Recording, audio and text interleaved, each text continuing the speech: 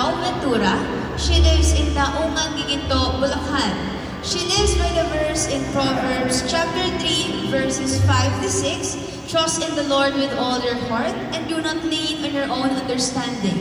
In all your ways, acknowledge Him, and He will make straight your paths. Liana Crisette Ventura.